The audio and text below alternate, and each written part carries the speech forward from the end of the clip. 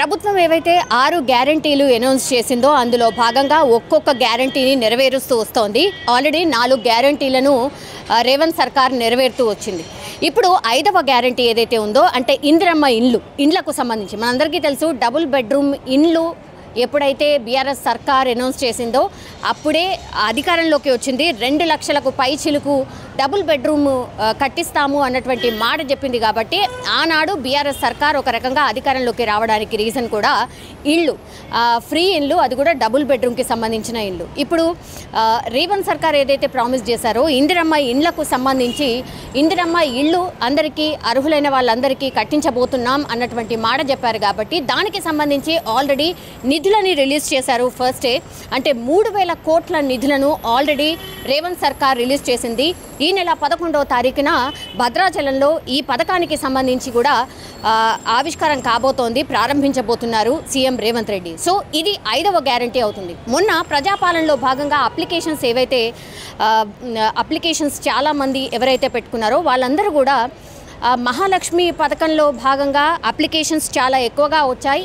And దాని తర్వాత ఇళ్ళు కావాలి అన్నటువంటి మాట చాలామంది ఆ అప్లికేషన్స్లో కోరినటువంటి పరిస్థితి.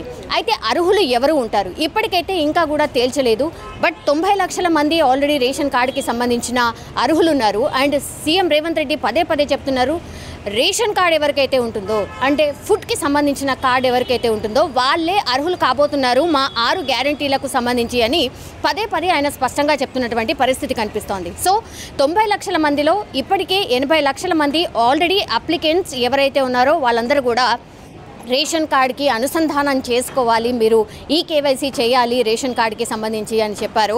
చాలామంది అక్కడికి వెళ్ళి వాళ్ళ కార్డును అయితే అనుసంధానం చేశారు. ఇప్పటికీ కూడా గవర్నమెంట్ లెక్కల ప్రకారం అయితే 20 నుంచి 25% మంది అంటే 90 లక్షల రేషన్ కార్డులు ఉంటే 20 నుంచి 25% మంది ఇంకా కూడా ఈ కేవైసీ కావచ్చు ఈ రేషన్ కార్డుకి ఇంకా కూడా అనుసంధానం చేసుకోలేదు. సో అందులో నుంచి 25% తీసేసినా కూడా గవర్నమెంట్ ఫస్ట్ నుంచి కూడా చెప్తోంది 80 లక్షల మంది ఉండొచ్చు అన్నటువంటి మాట. సో డెఫినెట్లీ ఇప్పుడు 75 లక్షల నుంచి 80 లక్షల మంది రేషన్ కార్డు కలిగినటువంటి వారు. మరి ఈ కొత్త రేషన్ కార్డుకి సంబంధించిన కూడా అప్లికేషన్స్ తీసుకున్నారు. కాబట్టి మరి కొత్త రేషన్ కార్డ్స్ ఇస్తూ కొత్త రేషన్ కార్డు వాళ్ళు కూడా ఇప్పుడు ఈ ఇందిరమ్మ ఇళ్లకు సంబంధించి అర్హులు కాబోతున్నారా?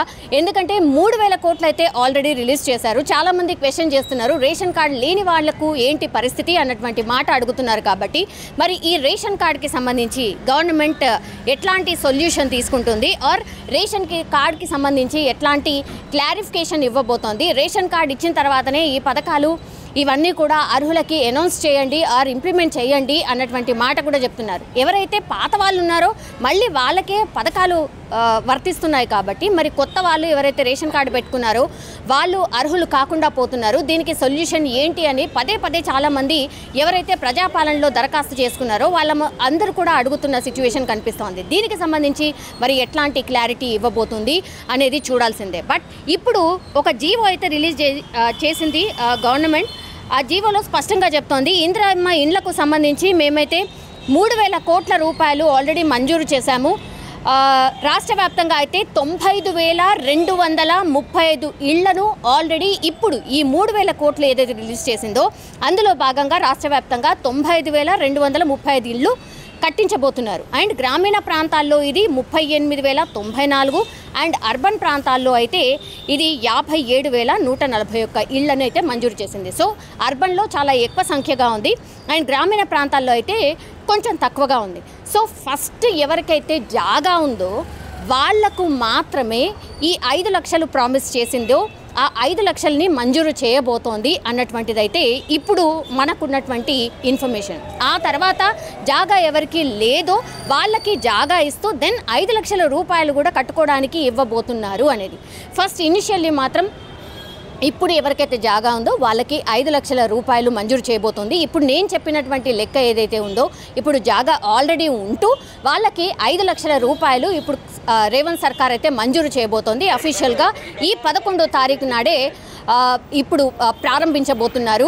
మంత్రి పొంగులేటి శ్రీనివాసరెడ్డి ఆధ్వర్యంలో భద్రాచలంలో ఈ పథకాన్ని అయితే లాంఛనంగా ప్రారంభించబోతున్నారు. ఇప్పుడు 100 రోజుల్లో మేము ఏవైతే 6 గ్యారెంటీలో ఇచ్చామో అవన్నీ కూడా ఇంప్లిమెంట్ చేయబోతున్నాము చేస్తాము అని పదే పదే చెప్తున్నారు కాబట్టి అందులో భాగంగానే ఇప్పుడు ఒక్కొక్కటి అన్నీ కూడా అన్ని గ్యారంటీలను అమలు చేయబోతున్నట్టు స్పష్టంగా అర్థమవుతోంది. ఇప్పుడు ఇందిరమ్మ ఇళ్లకు సంబంధించి అయితే ఇది 5వ గ్యారంటీ, ఇంకో 6వ గ్యారంటీ కూడా ఉంది.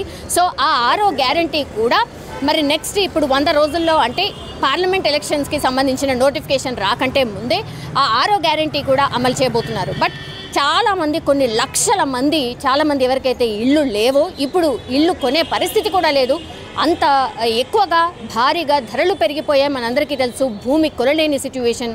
కట్టుకోవాలన్నా కూడా నిజంగా కూడా ఈ 5 లక్షలు ఏ మేరకు సరిపోతాయి, ఇది కూడా ఒక క్వశ్చన్. బట్ అయినా సరే 5 లక్షలు ఇస్తే ఎంతో కొంత ఇంకో కొంత సర్దుకొని కొంత ఇల్లు అయితే కట్టుకోవచ్చు అనేటువంటిది అయితే చాలామంది ఆశగా ఎదురు చూస్తున్నారు. ప్రజాపాలనలో భాగంగా 1,25,00,000 అప్లికేషన్స్ వస్తాయి. చాలామంది ఇందులో ఇందిరమ్మ ఇల్లు కావాలి అన్నటువంటి అప్లికేషన్స్ అయితే చాలా మట్టికి పెట్టుకున్నారు. సో అందులో భాగంగానే ఇప్పుడు రేవంత్ సర్కార్ 11వ తారీఖున అఫీషియల్గా ఇందిరమ్మ ఇళ్లకు సంబంధించి నిధులు విడుదల చేసింది కాబట్టి ఆ రోజు ఈ పథకాన్ని లాంఛనంగా ప్రారంభించబోతున్నారు. మరి ఇంకా దీనికి సంబంధించి విధి విధానాలు ఏంటి అండ్ అర్హులు ఎవరు కాబోతున్నారు? ఫస్ట్లో నేను చెప్పినట్టుగా ఇప్పుడు జాగా ఉండి 5 లక్షల రూపాయలు వాళ్ళకు నేరుగా అందించబోతోందా, లేకపోతే ఇంకా ఎవరిని అర్హులు చేయబోతోంది అనేది చూడాల్సిందే.